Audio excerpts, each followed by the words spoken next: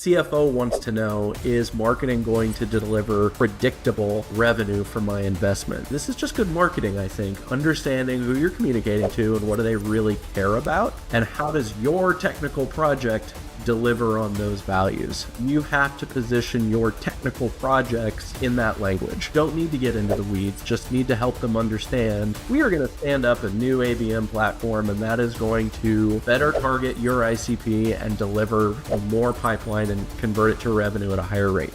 If they want to get into the details, we can provide that, but a CRO almost certainly won't. So I think it's easy to get excited about the technology, and so you want to talk about it because that's what gets us excited. But it's just good marketing to remember that what you really enjoy is not the same thing as what your CRO may enjoy. So put yourself in their shoes.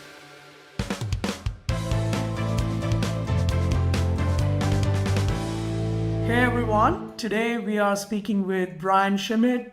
He's an AI practice lead at Inverta and also a city council member for Mission, Kansas, beautiful state and a city in mid-US. Also, he's a professor at the University of Kansas, so very well diversified roles he has been playing. He's one of those rare leaders who has figured it out how to make strategy actually work in real world. He lead in the past large-scale marketing transformation projects and initiative at Cox Automotive. Also, he's been helping currently enterprise brand to turn AI into strategic partner at Inverta. I know it's a big buzzword these days, but we'll love to know more from Brian today.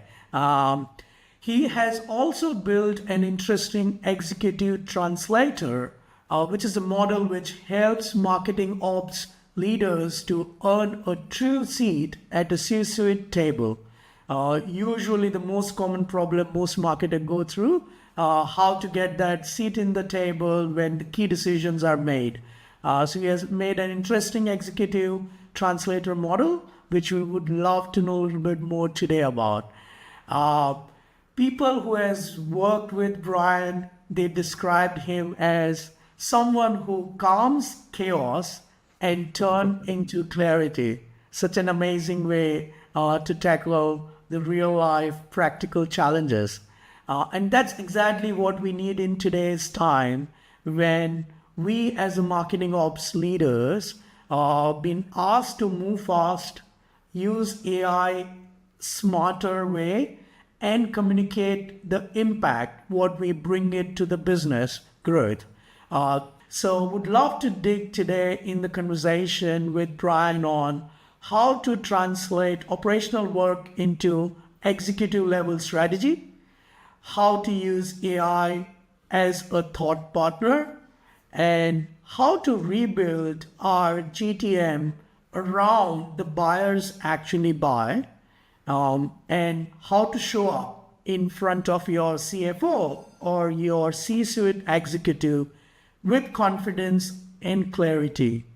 Of course, Brian is also speaking at MOps Appalooza, and would love to get a little bit of sneak peek about that as well in terms of how you can strategically influence the decision makers in the boardroom. So before further delay, would love to get started, Brian. Welcome on board. Thanks so much. Looking forward to it. Love the topics that we're going to cover. And I love that quote about me too, about calming chaos. I'll have to put that on my profile. I suspect that's what got me the teaching job at the University of Kansas, is being able to be clear about complex topics. Great. So yeah, let's get started. Starting with the most interesting topic for me is turning ops into strategy, the biggest question most leaders holds today. Help us understand what has been your journey and experience and what you want to share with the audience when it comes to translate it for the boardroom. So how can someone start shifting that conversation from task and dashboard and numbers to business growth. And what's one exercise you suggest anyone could apply right now? Yeah, I think that's a great question. For me, it always comes back to why are we doing this? I think as marketing operations professionals, it's easy to get lost in how are we doing it? What exactly are we doing it? All the technical details. Set all that aside for a minute and remember your CFO, who is probably allocating budget for this, doesn't care about those things. CFO wants to know, is marketing going to deliver predictable revenue for my investment? So getting back to, this is just good marketing, I think, understanding who you're communicating to and what do they really care about, and how does your technical project deliver on those values. If you happen to stop by at the Mopsapalooza presentation, that's really where we focus. Is we spend a lot of time on specifically your C-suite, your CMOs, CFO, CEO, Chief Revenue Officer potentially. What do they care about? What do they value? What are they trying to accomplish? You have to position your technical projects in that language. Don't need to get into the weeds, just need to help them understand we are going to stand up a new ABM platform, and that is going to better target your ICP and deliver more pipeline and convert it to revenue at a higher rate. If they want to get into the details, we can provide that, but a CRO almost certainly won't. So I think it's easy to get excited about the technology, and so you want to talk about it because that's what gets us excited. But it's just good marketing to remember that what you really enjoy is not the same thing as what your CRO may enjoy. So put yourself in their shoes. And that's what we cover in the presentation. We go through the details of persona by persona, C-suite member by C-suite member. What do they value? And what that translator that we've built, we spent a lot of time doing research to build these personas, essentially. And the translator that we've built has ingested all that information and will prompt us when we're trying to communicate, who are you talking to? Because we'll be using a Gemini gem that we've built, but you could do it in ChatGPT too. It'll just prompt you. Are you talking to the CFO? Here's what they care about. Tell me about your project, and I'll help you reposition it so that they may care. So I think it's a really useful tool to remember that you're in marketing. Marketing is internal just as much as it is external. Any one metric, as on today, you suggest a marketer which we should retire with, and any metrics which we should start replacing it immediately? Yeah, I think that's a great question. In terms of what can be retired, I look at things like, I don't want to say retire the MQL. I want to say stop treating it as the goal. It's not. For me, an MQL is just a stage or a status that needs to be optimized. As we look at refining who our ideal customer profiles are and we get smarter about targeting smaller segments of customers, that's going to naturally lead to fewer MQLs that are going to convert at a higher rate.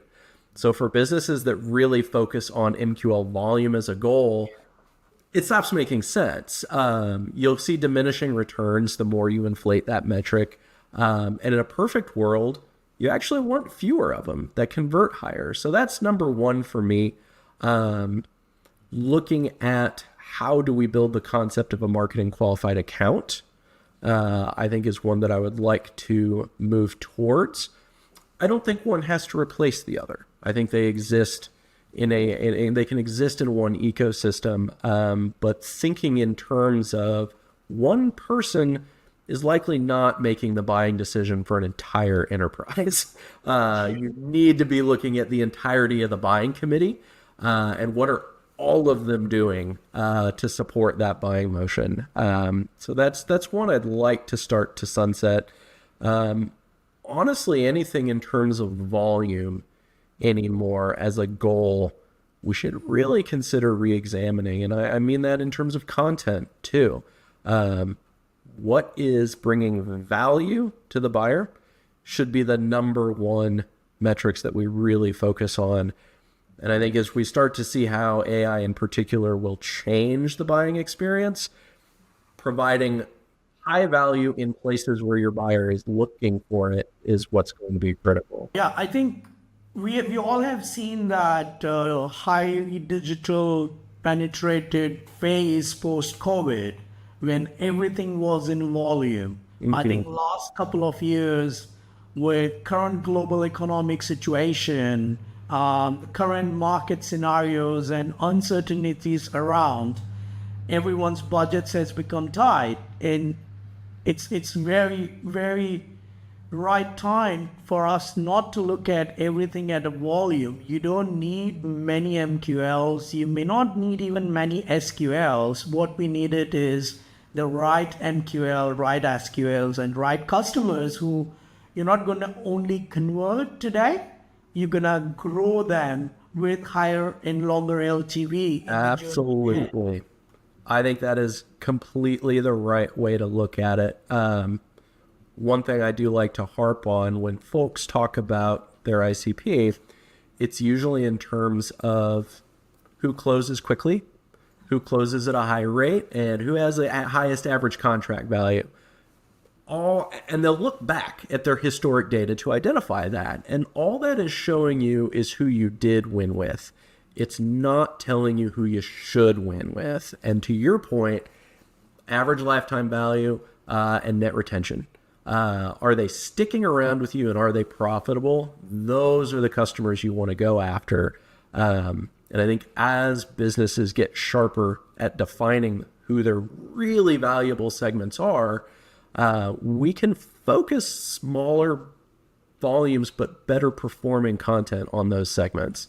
And when we talk, we've all heard it like, oh, you got to do more with less. Like, right, we know that. That's how you do it. Is you really identify where does my revenue need to come from? It needs to come from these high performing segments. It's a lot simpler for me to make good content for a really well-defined segment. Yeah, so true, so true. One interesting, I would move on, but one interesting terminology I learned from one of the leader I was speaking with a few months back is customer value optimization. It's like looking at the customer in the journey when they are interacting with your brand to look at which customers are having higher LTV traditionally in the past, and how do you map those persona with your existing customers in your life cycle journey, and how do you nurture them forward within your brand ecosystem so that you can keep getting more value from those existing customers every month, every quarter, every year. So I think we used to keep a lot of focus on, like you mentioned, on acquisition and not look at the journey post that. So absolutely. A lot of work needs to be done there. Yeah, acquisition is expensive. It costs a lot of money to acquire a new business. It's frankly cheaper and more profitable to retain the ones you have. I mean, we all feel that on the consumer side, I think. I don't know about where you live, but for me, once you're a cell phone customer or a cable customer, it's like they completely forget about you. And your experience is dreadful. But a new cell phone provider wants to bring you on, and they're going to offer you all kinds of incentives and discounts. And I've never understood that. It's so expensive to acquire a new customer. Keep me happy, convince me of your value, and I will be profitable for forever. Yeah. Most part of the world has the same problem. With very right example of phone providers. They're the same thing across. Okay, great, Brian. So moving on to the second one, from the slide deck to execution, right? Making strategy live. What simple rhythm or any specific cadence would you tell our viewers to put on their calendar to ensure that the strategy they make can last long? Yeah. So I think that's one of the major challenges that a lot of businesses run into is they will go through annual planning, November, maybe earlier, maybe December, sometime in Q4 or late Q3. We'll put together our plan. We'll do a big kickoff in January, and then maybe we execute on that plan, or we run it for a couple quarters, and then something new, completely different happens as we react to the market. A level of reactivity, I think, is fine. You should be reacting to major changes that occur, but it should still be in service of what were your actual business goals. And I think that's where we really try to push folks to get to, is this concept of your revenue goals and likely who they're with, the segments that your revenue goals are with. It's going to be mostly unchanged throughout the course of a year. What's going to change are all the political, technological, legal, all your classic environmental factors. You need to be able to react to those. And that really comes back still to, I think, good research, understanding what's going on and what may impact your business. And then how do you adjust your content or maybe even your messaging to flex a little bit? But the underlying strategy of what you're trying to accomplish and the revenue you're trying to drive, that's what needs to be fixed. So I think marketing historically has done a good job of trying to ladder up to what am I doing that's in support of those overall business objectives? And we need to be crystal clear on that. But we do need to be reactive to how are my buyers actually interacting with my efforts? And that is what needs to get changed and updated and monitored. You may find that the specific accounts you have identified need to be adjusted or refreshed every quarter. You should probably be working with your sales teams and your marketing operations teams once a month to understand, are these accounts moving through the funnel the way that we need them to? And if they are not, where are the problems? At what stages? And within those stages, what channels? Like that's how I recommend doing it. It's it sounds easy on paper, right? Like meet with your sales team once a month, identify where the problems are in the funnel.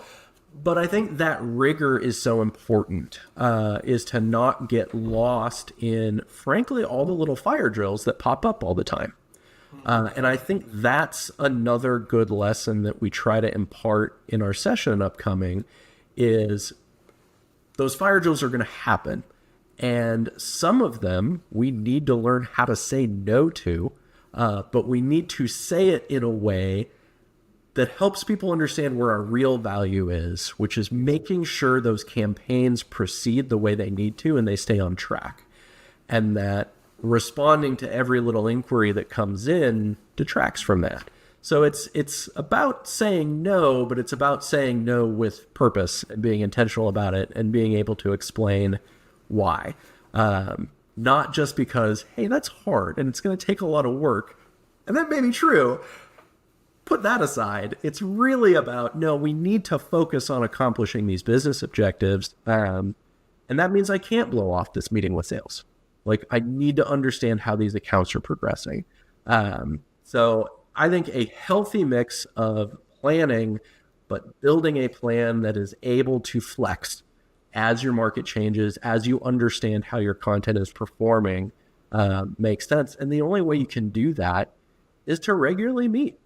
I know no one wants to hear, put another meeting on the calendar, but it's okay if the meeting is designed to move something forward, I think. True. Yeah, we call it I know, like many other businesses, we call it those revenue team meetings. Yeah. And those revenue team meetings where marketing and sales both collaborate towards common goals, towards common KPIs. Because a lot of time it's like if their KPIs are not aligned, even if they are chasing the same goal, but if how their performance been measured if those matrices are not aligned, then also sometimes these meetings doesn't go as unidirectional, fruitful towards achieving some purpose out of that. Yeah. So yeah, I hear you out. And I think that's a great first step when we talk about campaign development. It's I think it's easy to focus on who is this campaign for, what's our segment, what are our goals, and then tactically what are we going to do. You really do need to address how are we going to measure success, not just at the end, but during the campaign. My end result is almost always going to be pipeline and revenue. I know that. But what are we looking at that's telling us that this is going to be successful? And we need to think beyond email clicks, ad clicks, things like that. Are they moving through stages? Are they moving through opportunity stages? Are they engaging with the high value offers that we present? Something beyond just content. Are we engaging the right people? We talked about the differences between an MQL and a buying committee focus. And for me, some of that is who exactly is engaging with us? Are they of the right level? And are they part of a buying committee? If we're not fully penetrating that, then we're not really reaching the right people. So I think it's just adjusting what we focus on a little bit that allow us to measure, are we talking to the right people at these accounts, and are they engaging with high value material? Not just reading an email, but really consuming and experiencing what we're offering. I think that is going to get harder to do over the next few years. One thing that I think about a lot is what generative AI and things like ChatGPT are doing to like our search traffic, where it's going to decrease. We're already seeing that. And I think that's going to happen. It's great for the buyer. I'm able to do an enormous amount of research on any vendor I want without ever having to look at their site. I think what keeps me up at night is as these agents evolve, they have access to my data, my systems, my CRM. Will they be smart enough to proactively tell me, you've got a problem with this segment, it's not performing, you really need to focus on an account-based motion. Here are the top 3 account-based marketing service providers in the US. Would you like me to schedule a demo with one of those? What role do some marketing functions like play in that buyer journey where it's being proactively lifted up to the buyer? And I think I still go back to, it's on us as marketers to provide along every possible buying stage all the information a buyer needs to make a decision. And if we're doing that, and we're doing that in the places that buyers are looking for it, that's how we show up in those recommendations. And I know that sounds so simple, but I think it's just good marketing. I think we just have to get back to good marketing. Very interesting, Brian. Comes to AI measurement in our execution journeys and day in, day out. Help us understand using AI as a thought partner, and not just as a shortcut to perform any specific 1 or 2 tasks. Could you walk us through maybe a step-by-step on how teams can use AI to kind of create great test ideas, right? Or validate the strategies before they launch? Yeah, absolutely. I'm a big believer in strategic uses of AI. I love automations, don't get me wrong. I think they're highly important, but what I love about them, about automation, is it frees me up to do higher value work. And higher value work paired with an AI agent is extremely valuable. So what I look at doing is a good example. I think the deep research capabilities of Gemini, ChatGPT, Perplexity are underutilized across the board. As marketers, I don't think we've ever had this much fast, cheap access to pretty good research information. at the market level, at the account level, if they're public particularly, hours or days worth of research in 30 minutes.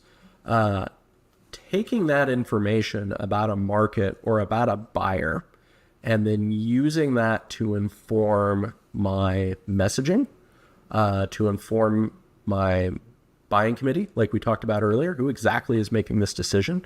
I think I would encourage people to spend more time fine-tuning the ability to craft really solid, deep research prompts that gets you the output that you can use to create messaging. So me, for example, at Inverta, we leverage agents that are, I'm using the word agents, by the way, very loosely here. I'm using it to describe basically a custom set of instructions. I'll be very transparent about that. But we have several different sets of instructions that are very well educated on how to create a solid messaging framework using research as an input. So if you have the research and you have the custom instructions, you can get to a very solid messaging framework that we vet with subject matter experts very quickly. And it's a very different experience to put in front of your clients a well thought out, well researched messaging framework that they, as the experts, can quickly vet. That's a fantastic experience versus let's host a workshop and let's try to get everybody on the same page about what a messaging framework even is. So there's a lot of education that goes on there. To go from that model to, here, can you please just, as a person with the experience, validate this, is a fantastic switch. It's so much faster, and frankly, you get better output. To take that one step further, when we do all that persona research, we basically build agents that are designed to emulate that persona. So the instructions, the agents know what that persona cares about, their pain points, their challenges, their organizational goals, how they validate and vet vendors. It knows all that information. So when I put some content in front of it and say, what about this as a buyer do you find compelling?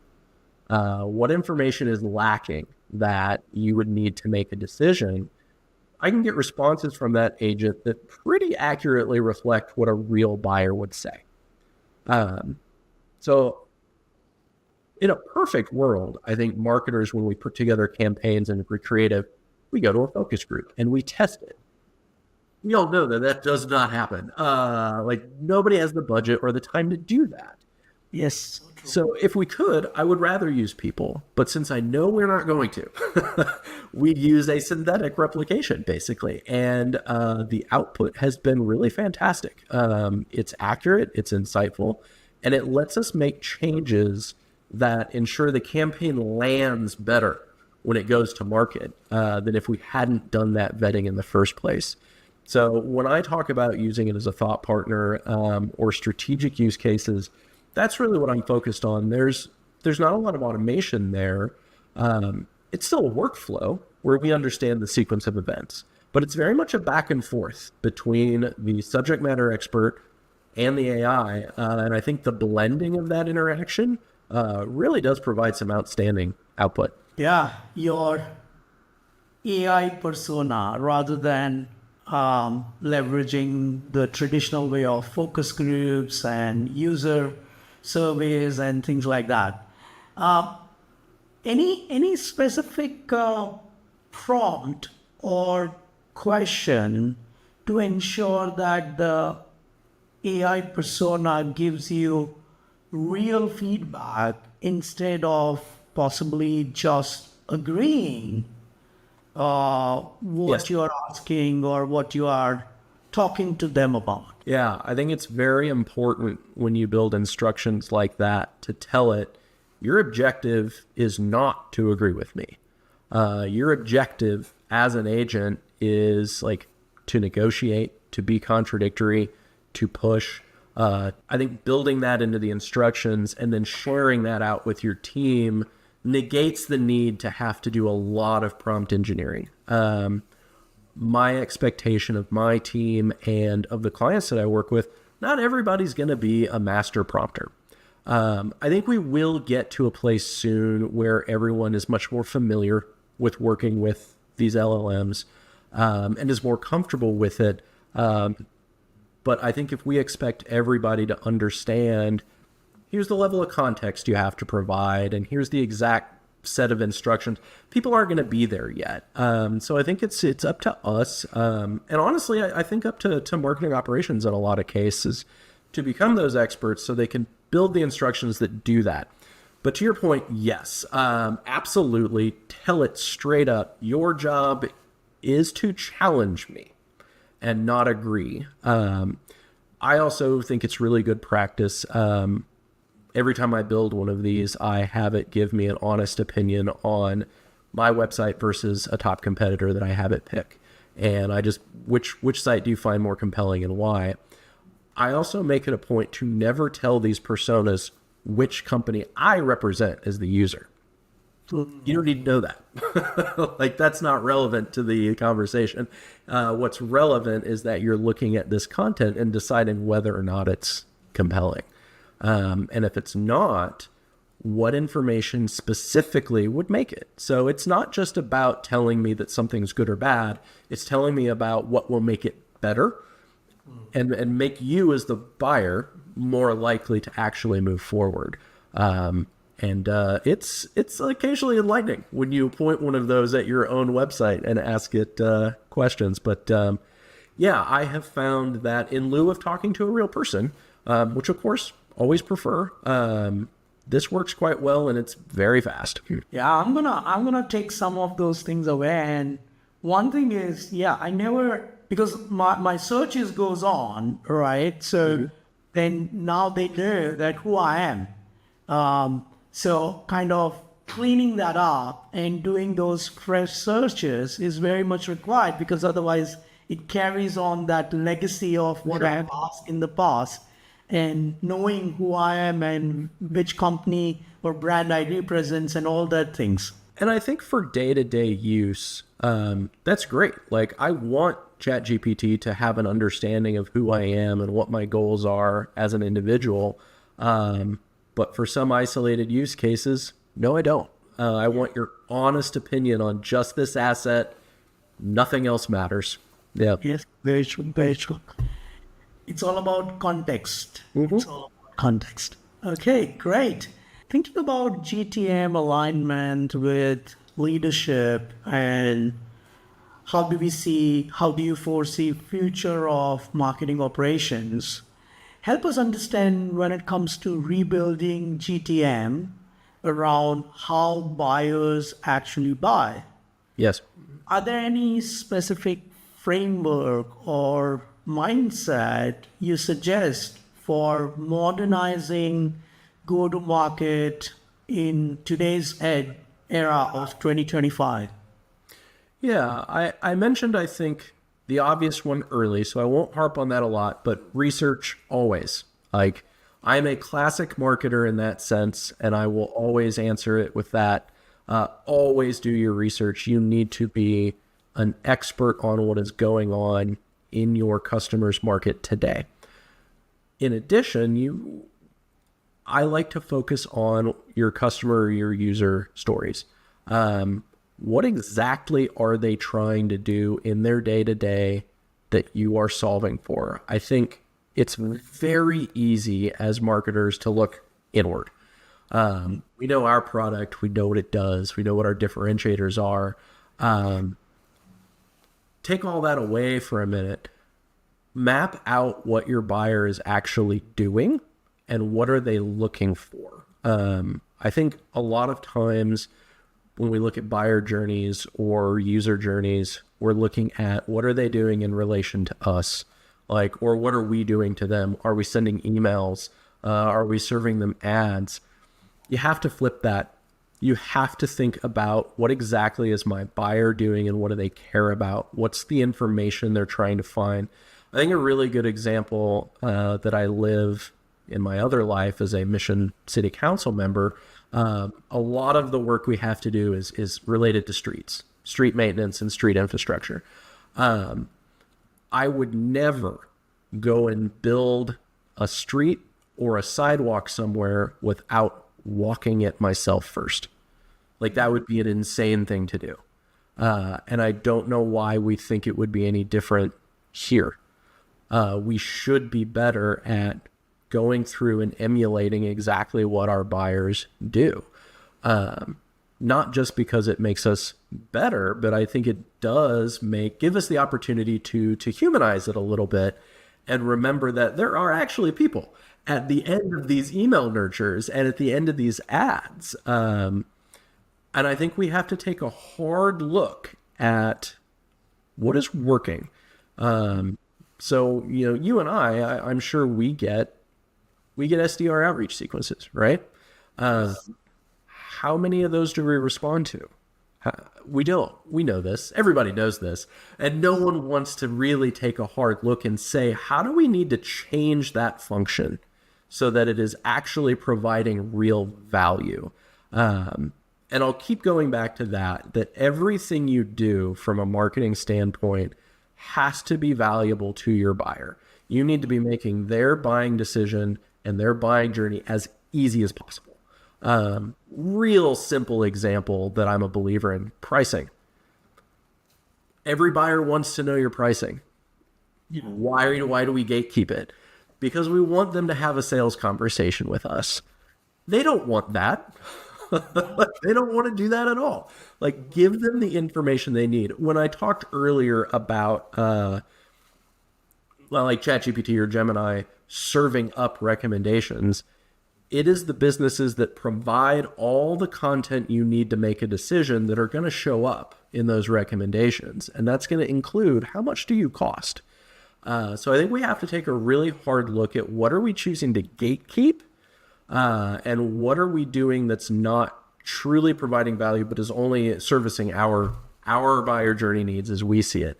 So I would challenge everybody to take a hard look at that. What are you doing that's not providing any value? How do you change that? What's the opportunity to use those resources in a more valuable way? So interesting, so interesting. And that reminds me, like when we did our new web positioning about a year back, all these years in the business of like since 2012, we never had our pricing on our website. Really? And about 12 or 14 months back, when we put that live on our website, after the homepage, the most visited, viewed page is our pricing page. Yep. And ever since then, all the MQLs and SQLs we get into the funnel, actually the quality has gone better because now we are weeding away all those who's not going to be possibly fit for what we want to charge. So what's the point of taking them through the funnel, occupying the sales mind, and totally agree with on just speaking with those prospects who's possibly not the right fit for possibly the right reasons. So yeah, I totally get that. I think that pricing has actually, in true sense, has changed a lot of things on our side ever since we made it live on the website. Easily. And I get that you may not be able to provide in extreme detail every product, but give a ballpark. That's all that people really want. Yeah, true. Let us deep dive into earning the confidence of CFOs. Could you share one approach or a structure that helps translate analytics, data into decisions that actually get funded and approved by CFOs? Yeah. No, I think this is a good one to call out, particularly, when you're talking to your CMO knows the difference between product marketing, content marketing, marketing operations. Your CFO probably just sees marketing and does not see the distinguishing characteristics there. And very likely your CFO probably sees marketing as a cost center. Like, I put money here and I really don't know exactly what I get out of it. And so I think that is the first step, is repositioning marketing from a cost center to a reliable investment.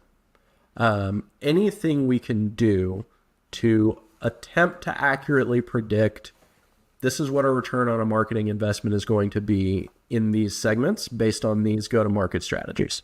That's all a CFO really wants, is reliable performance.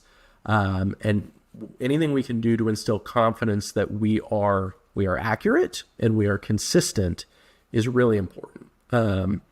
So, I talked about the strategic use of AI.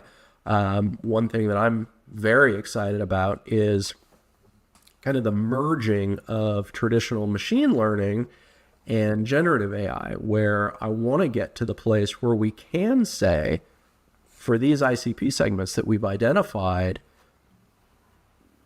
help me model what the output would be if I decided to go with a one-to-few ABM approach here instead of a demand gen.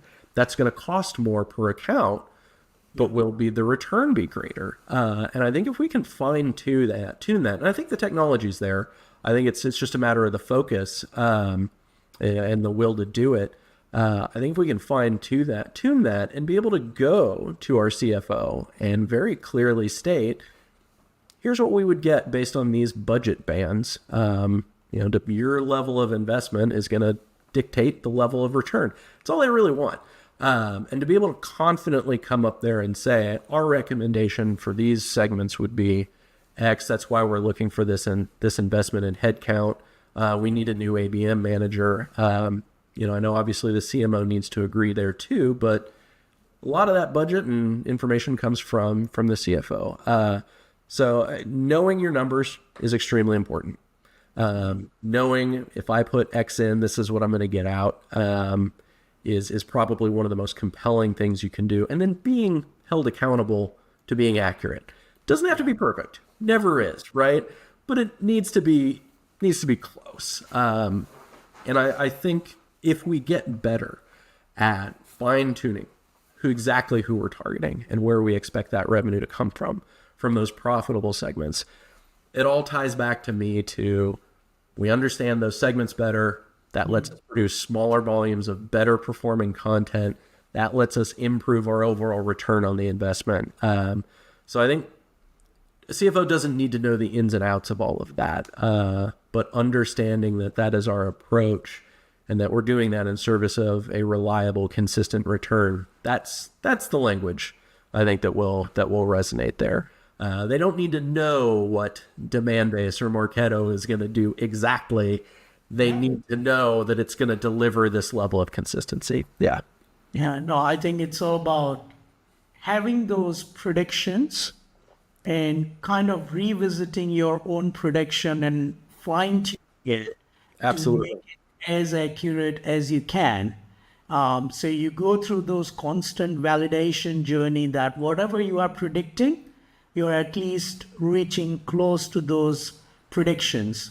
Mm-hmm. And I think maybe 2 or 3 or 4 cycle of that builds that confidence that next time when you're going to go with your predictions against what you're going to deliver against the investment, then conversation becomes a lot more smoother.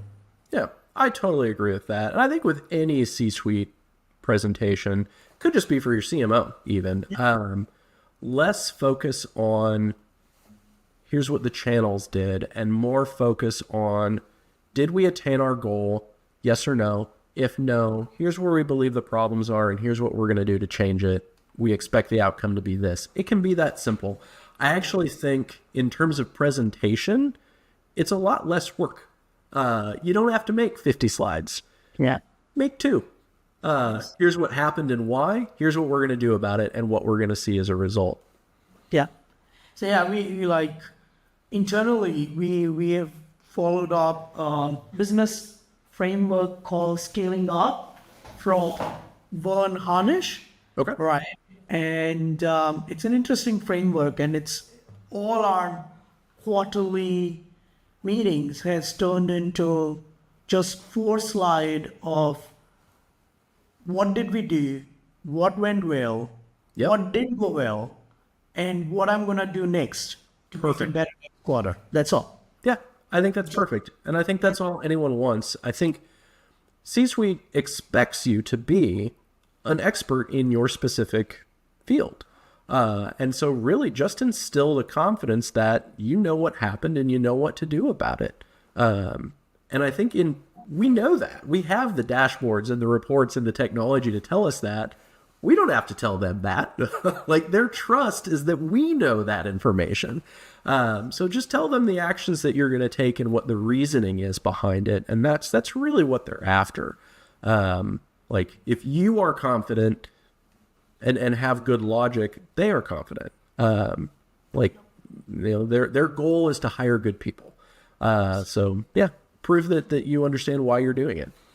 Yeah. The next one is very interesting, is building an AI literate, ready marketing operations team.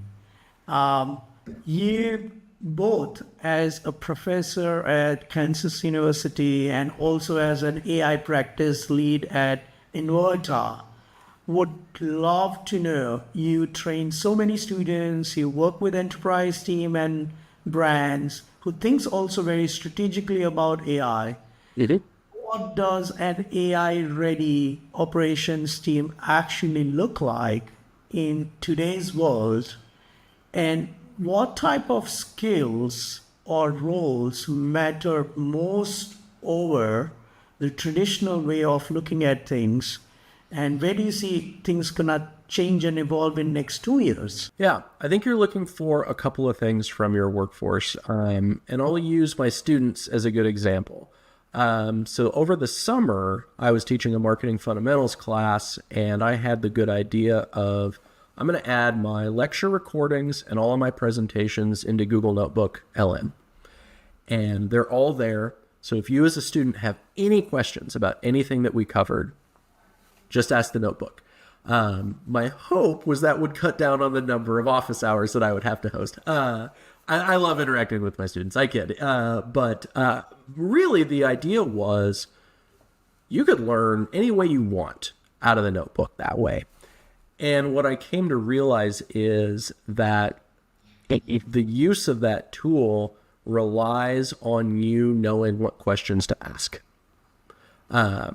So I really do think, I know it's like a soft skill, but communications, inquisitiveness, curiosity, knowing enough to be able to look at something and say, I want to know more about that. Can you tell me? And know exactly what those questions are. So honestly, I think from a marketing standpoint, broadly, frankly, journalists, like, know the questions to ask. So I think anybody with kind of a curious state of mind will be a very good strategic AI user. They'll be well suited to interact with the models. From more of an operations standpoint, I think a critical skill is, and where I think marketing operations is well suited to succeed, is they have a strong understanding of, I understand what the output needs to be, and I understand the quality of input that needs to be brought in to get there. Because AI is just like any other tool in that the output is terrible if the input is terrible. I really do challenge folks to, like, you have to spend time putting together enough context to give the model any idea what it's doing. And if you do that, you get really great output. So I think marketing operations in particular, they know that. They know the value of quality, clean data. I think we just need to broaden our minds of what data can mean for an LLM. It doesn't have to be structured tables. It can be call transcripts. It can be emails from clients. That's all data. So I think a good understanding of what information does the model need to consume to get to the output, and what does the workflow look like? And I think marketing operations is very well situated for that. And anyone who I think excels at asking probing questions and iterating on the responses. will be a great user. And I really do want to stress that. I think we've heard a lot about human in the loop, right? AI works best when there's a human there. Typically, when I see that, I see the human input at the beginning and the human review at the end. And I really do think that that's missing a critical component in the middle. There is an enormous amount of value in the back and forth between you and the model. Some of the best responses I get are when I feed it everything it needs, it gives me an output, and I just ask it, hey, ask me questions one at a time. Interview me and ask me what you would need to know to improve upon this. And ask me those questions one at a time. And that level of back and forth gives you such a stronger output than just the initial input. So we need to find a way to walk the line between automation to improve overall efficiency, but still giving us that ability to interact, because it really does improve the quality at the end. I think that's going to be hard to do, but I think it's worth spending the time to get it right. Yeah. Someone told me a while back that, like, there is no thumb rule, but try to have at least 3 prompts, like for any query you take away from GPT, because very likely you're gonna miss out setting up the enough precise context in the first go. So put best what you can put forward, knowing that context setting is very important. But then as soon as you get the response, look at it and try to ask and refine it one more time. On the third one, you mostly, very likely, gonna get to the better state of your what you need compared to taking away based on your first prompt. Yes, I completely agree with that. I think right now we're still seeing some folks who are guilty of just copying and pasting with some minor edits, and that's going to be clear. I think to buyers in the future, they're going to know this doesn't pass like the sniff test. Like this sounds good. It sounds right, but the substance isn't there. And when I talk about value in terms of content, like that's really what I'm talking about. Like you need to give me something that has meat to it. And I think we'll get better at that. But right now, I think there's just going to be a lot of really mediocre content out there for a little bit. Yeah. And we'll get over that. Yeah. Yeah. Even the last Google update in their ranking has also kind of was all about that. How do they filter out all the AI generated blogs and links and everything over the last year and a half? Because it's so much volume and it's so much cluttered at time. Yeah. Just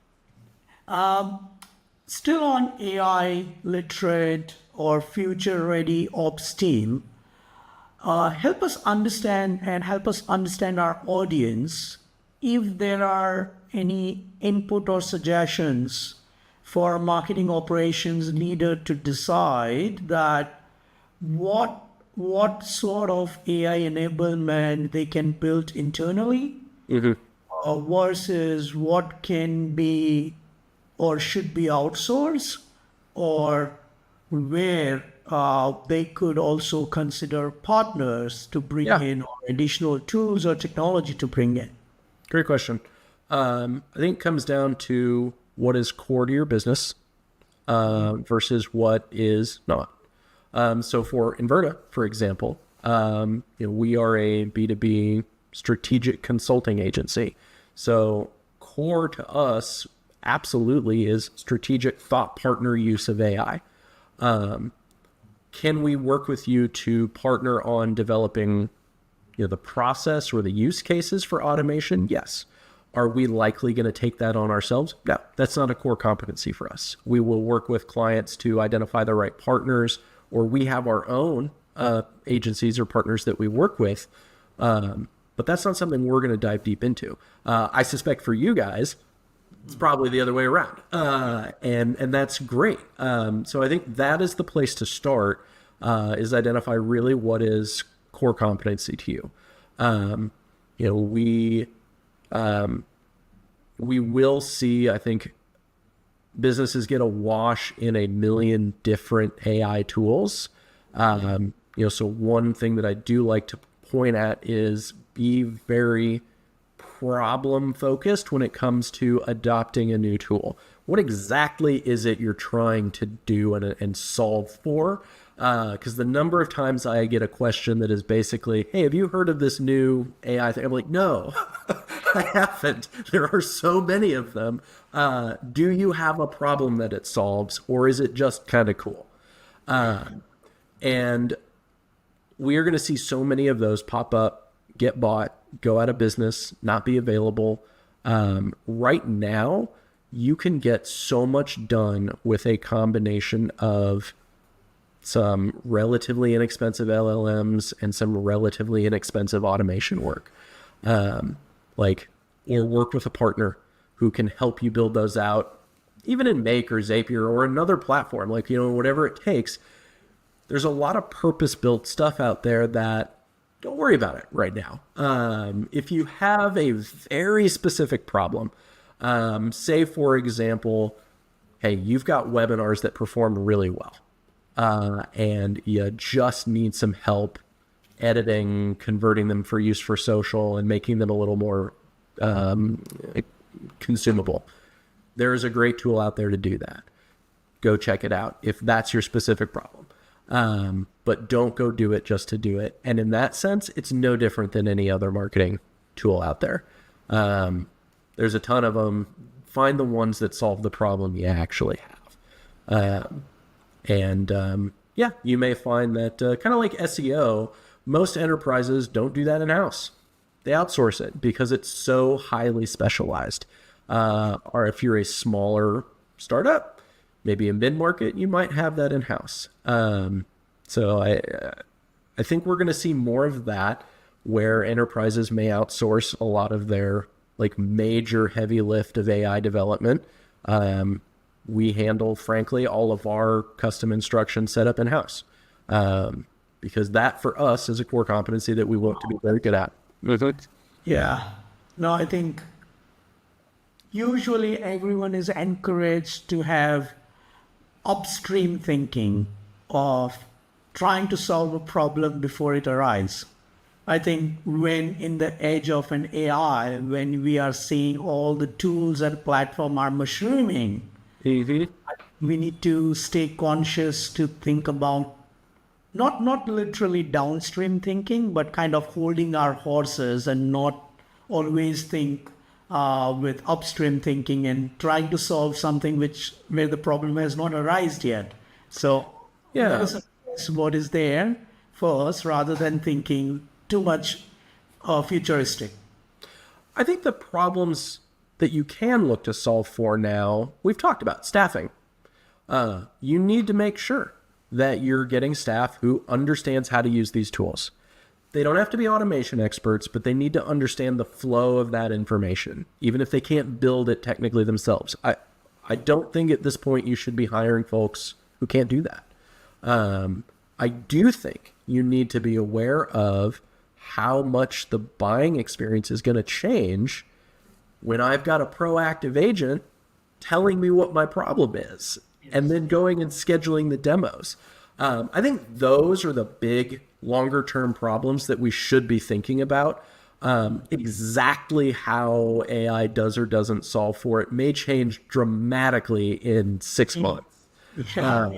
So I think you're right. This one's a little tricky. But I think those two things are important. Staffing the right people who know how to use these tools and understand that how your buyer researches you and consumes your content is going to be very different. Very true, very true. Brian, so amazing to have you. Great intel and amazing insight. I'm sure a lot of our users, prospects, customer, when we're going to float it around, are going to get so much value out of that. I hope it has been a good, insightful session for you as well. But for me, it was amazing, and really, really appreciate you sparing time out of office hours, in late evenings. Not a problem. Yep. No, I loved it. Thanks so much for the opportunity. It's been a blast. Yeah. Love talking about this.